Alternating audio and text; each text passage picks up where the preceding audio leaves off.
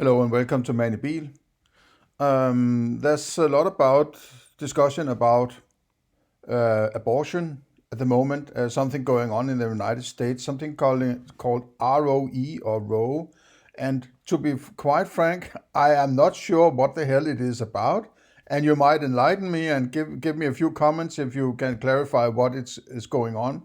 But it's not really important for presenting philosophy to have a specific incident or a specific discussion.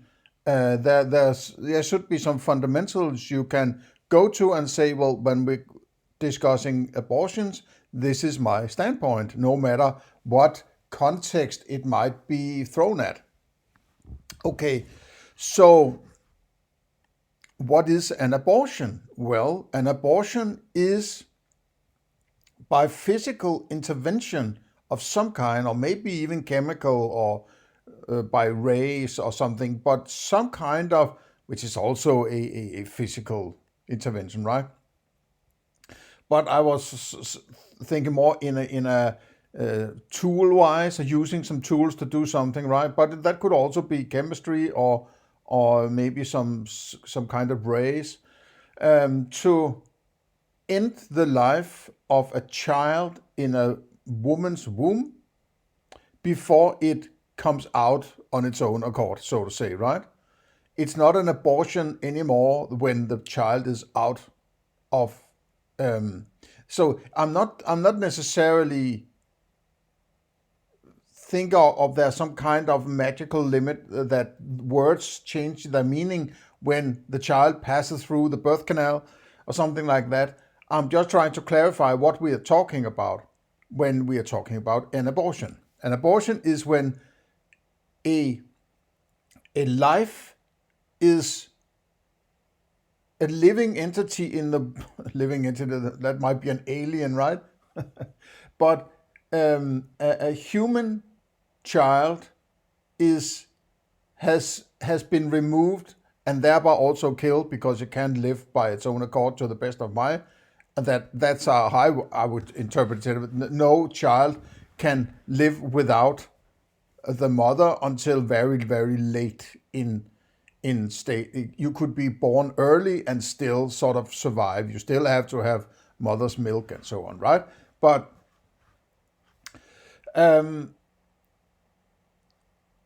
some kind of intervention in the child, towards the child, that removes it from the woman's womb, right? So it's not. There are lots of terms that are sort of morally loaded, or you have a kind of understanding, or sort of, right. It's like if you call the woman mother, then she wouldn't want it to be removed, right? Otherwise, it's not a mother, no matter how you turn it around, right? A woman that wants to get the child inside her removed can't be a mother, because a mother is somebody who wants the child out of a womb and keeping it alive. That's sort of a definition of a mother, right? So I hesitate to call that woman a mother if she sort of makes interventions into her body that ends the life of that child, right? And I'm also hesitating to call it a fetus, because that's the same as saying it's not yet a child, and therefore it's less problematic to end the life and so on, right? So when you go into this kind of discussions, there are a lot of preconceived ideas, and the choice of words can very quickly become what is discussed, and the meaning of those words are used sophistically to justify this or that, right? So those who are very, let's say, pro-abortion, they use words that make it sound like it's not that big a deal. Those who are against abortion talk about killing babies and so on. So it's also a fight on words. So as one who has philosophical and reasoned and sort of logical approach and sort of from basic principles, working from basic principles,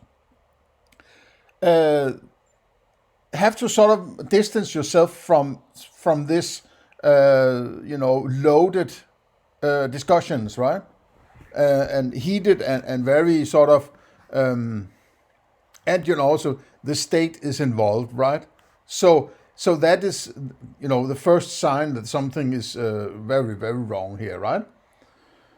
So what I would like to start to say is, what principle could you work from, right? Well,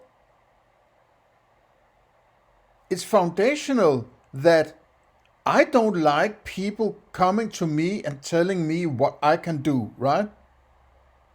I don't like people telling me you should do this or else, right? And that or else thing is usually an appeal to government who must come and force me to do something, right?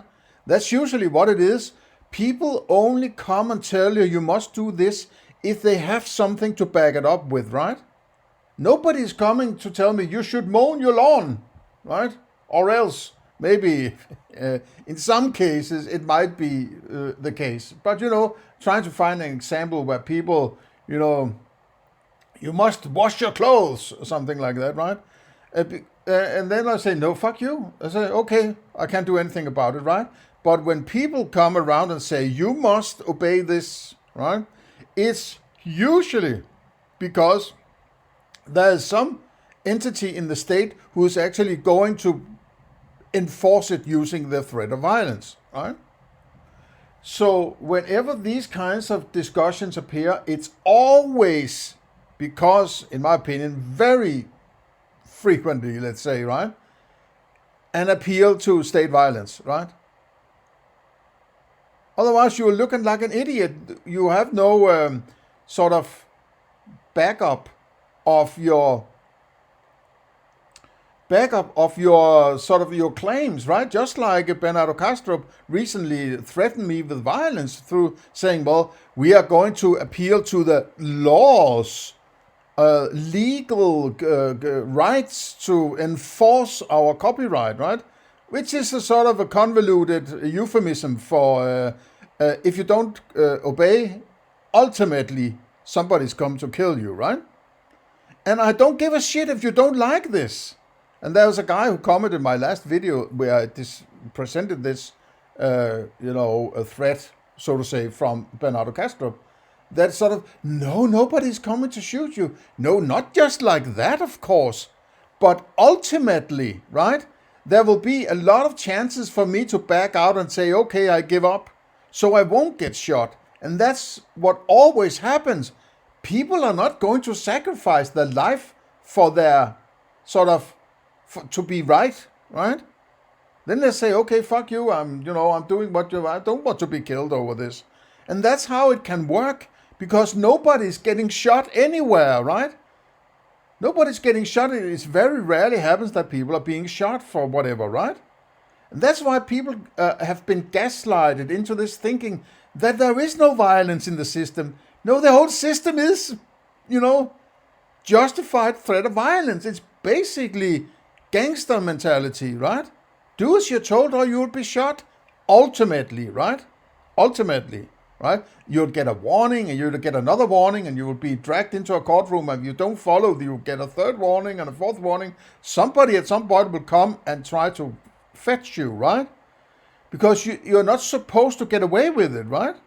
They have to do it. Otherwise, people will say, okay, you just have to say no 3 times, and then they'll let you go. No, they won't. No, at some point, they'll drag you off. And if you fight back, they're going to hit you. And if you get away, in the end, they will shoot at you, right? And possibly kill you. You need to understand this, right? So when people say, I have a right, what they're basically saying is, I know somebody who's willing to kill somebody else so I can get what I want, right? That's all it is. There is no magical right floating somewhere, right? Right. Okay, so what's the principle? Well, the principle is I don't want anybody to tell me what to do. I can handle my own life very well. Thank you very much. Okay, so if I have that principle, right, then I need to respect other people wanting the same principle. Otherwise, it wouldn't be a principle, wouldn't it? Would it? So hey, they have to say, well, I'm going to bloody hell do what I want, right? Don't mess with me. Go away, right? And I will have to respect that, because if I don't respect that, I can't tell other people not to disrespect my wishes, right? If I interfere with other people's lives, I've just opened a can of worms that says, well, other people can, interfere with my life as they see fit, right? So ultimately, the principle has to be, well, if you decide to do something, that's not my choice, that's not my will, that's not my game, that's not my responsibility. You have made your own choices, right? Make your own choices. The point is then that they appeal to a third party, the state, who basically use violence to take my money, right? My money. And then they go back to those persons who want those particular services, one of them being aborting their children, right? And get me to pay for that, right? They want to say, I have a principle that says, my body, my choice, right? Fine. But I'm using my body to make my money, right? The money doesn't just fall from the sky into my pocket. I have to do something with my body. And I'm using my choice, right? To survive. And then you say, the state has to threaten me with murder to take my money, to pay for you, so you can, say, my body, my choice, right? That doesn't work. That doesn't work. Either you say, my body, my choice, right? Okay, then I'll do whatever it takes and I'll take responsibility for my actions and so on.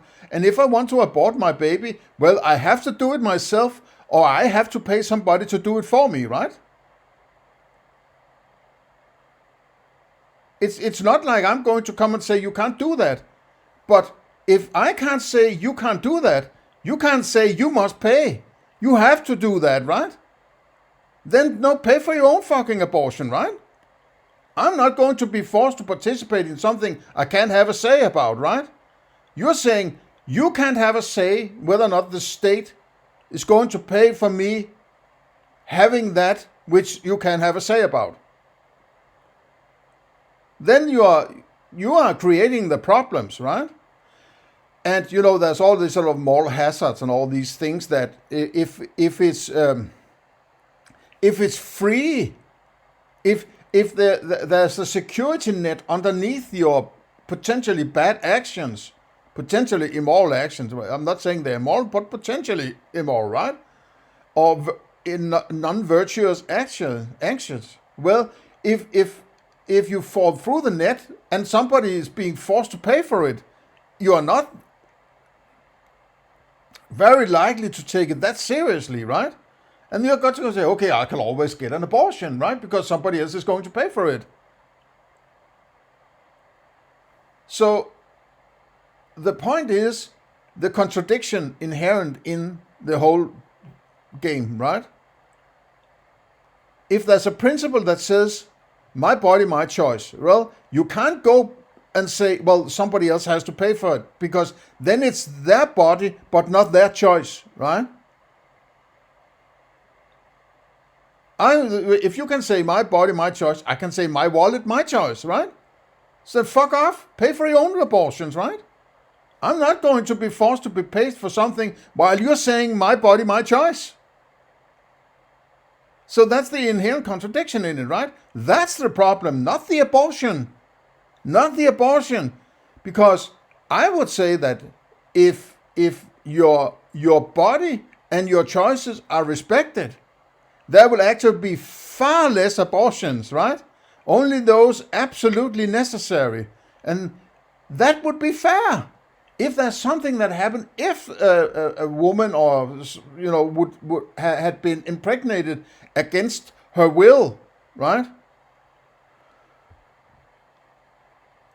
I wouldn't. Why would I be an idiot and say you can't have an abortion, right?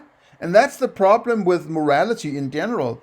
It's this way or not at all, right? It's abortion bad, abortion good. No, it's not flexible enough, right?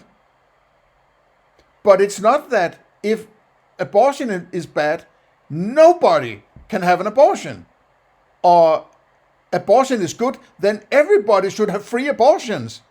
These are two completely extreme points of view that is so ridiculous, right? One is saying, I'm free to do what I want, but you have to pay. The other is saying, nobody can choose this, or you will be whatever, right? You're put in jail for doing this. It's sort of a ridiculously inflexible approach to deal. It's so easy to tell some third party how they should act without it being a part of your own every day, and you can sort of virtue signal and put yourself in a higher category. So you're so moral and so on, right? No, in the end, it's about individuals being able to make their own choices.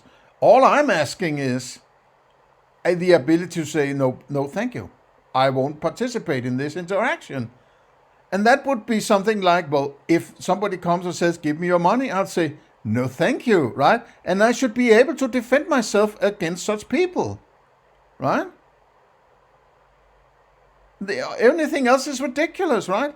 In the animal kingdom, if a lion or a gazelle or a fish or whatever can defend itself against attack, no human being would say, no, that's bad. You shouldn't be able to. We have to, remove your claws or remove the poison from the snake or anything. No, because it needs to defend itself. Apparently, that doesn't go for human beings. They shouldn't be able to defend themselves against some other human beings who apparently has all the rights in the world to wave around weapons. To tell those who don't have weapons that it's immoral for them to have weapons, right? It's these kinds of problems of which abortion discussions is an artifact. But no one in these extreme camps wants that state to go away. They just want this little side effect handled, but they don't want to remove the weapons of the state, right? That's the true cause of the problem. So it's sort of it's a few levels deeper. But people are walking around on the surface level here and trying to sound like they can signal about their virtue, right? So these are just my thoughts about this. So if you have some comments and so on, please write below and consider donations and links below. And share, subscribe, and like, and consider joining the Discord board where a lot of listeners are joining in further discussions of philosophy. So have a nice day. See you the next time.